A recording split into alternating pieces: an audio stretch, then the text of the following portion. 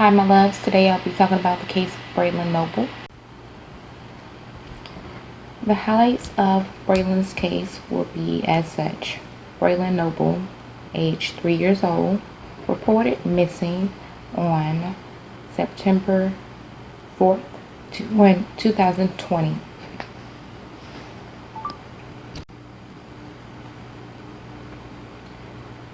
Braylen was reported in the Hunters Ridge apartment on Gibraltar Heights Drive in Toledo, Ohio. Later on in this video, I will be going over the highlights of Braylen Noble's grandmother's 911 call.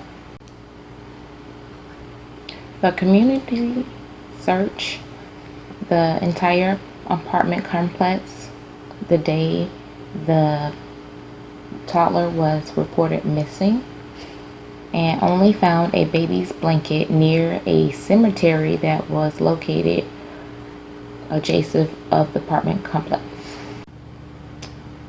On Saturday, the search began approximately at 8:30 a.m. according to different media outlets. That same day, the toddler was reported missing. On the same day that they had reported the toddler missing, the police came out to search and siege items in the apartment, and some items that were taken in the apartment was a plastic bag, a sweatshirt, and one flip-flop. On Saturday, the woods directly behind the pool area was searched. This is where volunteers located and searched a manhole which at the time had nothing in it. By Tuesday, there were markers provided by the volunteers who had marked any item or any area that was suspicious for the police to go back and check and locate. These markers were heavily focused in the wooded area behind the apartment complex. On Wednesday, there was reports of nothing found in the pool, no smell of a deceased cat. A diaper with duct tape was discovered and marked for evidence. That very evident was eventually reported missing.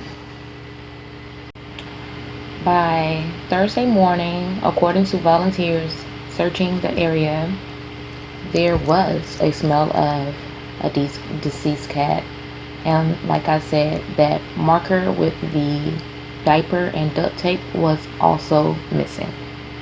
Later on that day, on Thursday, Braylen Noble was found floating face down in the pool. The Locust County Coroner's Office confirmed the body was that of the 3-year-old missing boy.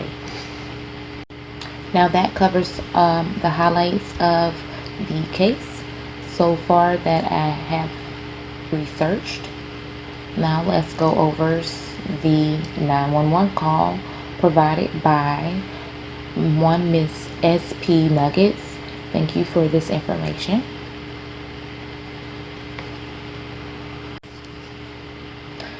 Now, the dispatcher can be heard in the beginning of the call, around 40 seconds. You can also hear a faint voice say, "I killed him." That particular evidence has been obtained, and the authorities have taken that into consideration. At 1:58, crying can be heard. In 2 minutes in, you can hear the person on the other line answer to the dispatcher and a yes. Formal and no distress can be heard in that yes. at the 2:09 marker, points out information from the caller that does not ask for from the dispatcher, which would be, she tells the dispatcher the baby is nonverbal and autistic. At the 2:12 marker, voices change and you can hear a "I'm sorry." At the 2-minute 28-second marker, agreement of the residents is established and the caller says the apartment is in her name. At the 3-minute 45-second marker, the caller cannot spell Braylen's name. At the 3-minute 46 marker, 2 people can be heard at the same time. At the 3-minute 54 marker, she doesn't know Braylen's last name. Again, this is the grandmother. At the 4:19 marker, the word was used in the call was, as in past tense. At the 5-minute 14 marker, every window was open according to the caller. At the 5-minute 15 marker, you can hear a really, like something as in what I would say, not what something as in what my mother or my grandmother would say. And that is according to all of the information that I had obtained and the reports on various calls. Okay, so now let's just break down the people we know that are in this case so far. One, we have the deceased one, Mr. Little Baby Braylen. Then we have the grandmother, Bobby Johnson, and the mother, Dejanay Cox. Now, according to my second source, also Miss SP Nuggets, we were also presented with a person not to mention in any of the cases, however, was recorded and records can show that she lives in the house, and that will be the roommate, one Miss Taylor Tucker. Now again, none is known about this of Miss Taylor Tucker. She's just a third party that was brought up, and I was just bringing her to the forefront, and I will be moving on. Thank you.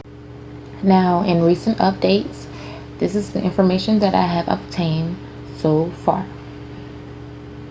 Braylen Noble, who was autistic and nonverbal, had reportedly vanished from a room in a third-story building and was presumed to exited through the third-story window. And on the third story, he had fallen from that, allegedly, according to his mother and grandmother. A search warrant executed in the case of 3-year-old Braylen Noble found things such listed as before, which was those 3 items that I had stated. The search warrant was obtained from the Toledo Municipal Court. Police seized items from both the mother's and the mother's Dejanay and the grandmother's Bobby Johnson's apartment. A Jeep Liberty registered in the grandmother's Bobby Johnson's name was also reportedly seized and searched. As a result of the search warrant, police also seized things such as a cigarette butt found on a chair on the balcony, an Amazon tablet, a Samsung's tablet, 6 cell phones, a claw hammer, a box of Glad trash bags, and those 3 items I listed before. Now let's just go over his autopsy. An autopsy on Braylen Noble showed no atomic cause of death and no gross evidence of trauma as of September 10th, 2020. An atomic cause of death determination of cause of death in a natural deaths, particularly when the death occurred suddenly, unexpectedly, or in the young, is an important part of forensic autopsy practice for reasons including the following: performance of a complete and thorough autopsy on a apparent natural death can be provided in a valuable information in the interests of the public health by identifying public health risks and monitoring disease trendings. No cause nor manner of death has been determined.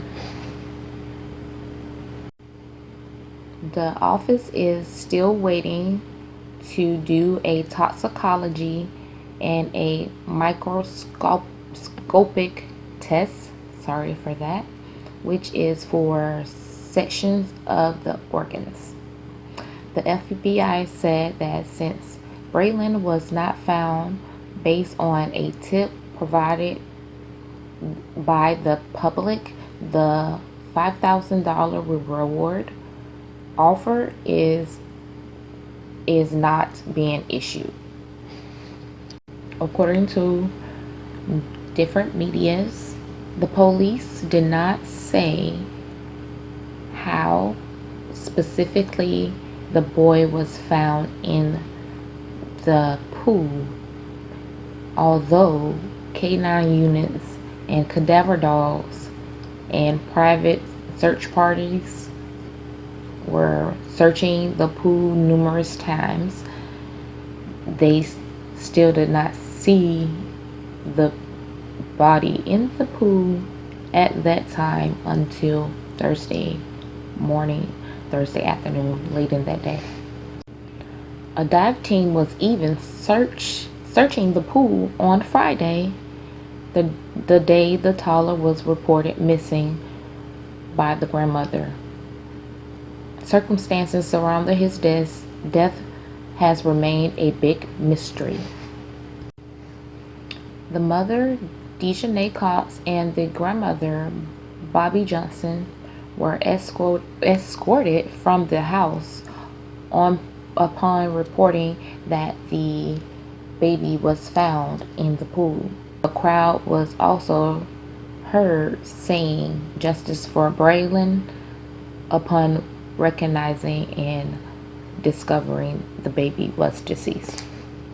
Although the mother and grandmother was escorted off of the premises by the police, there has not been any arrest made in this case so far.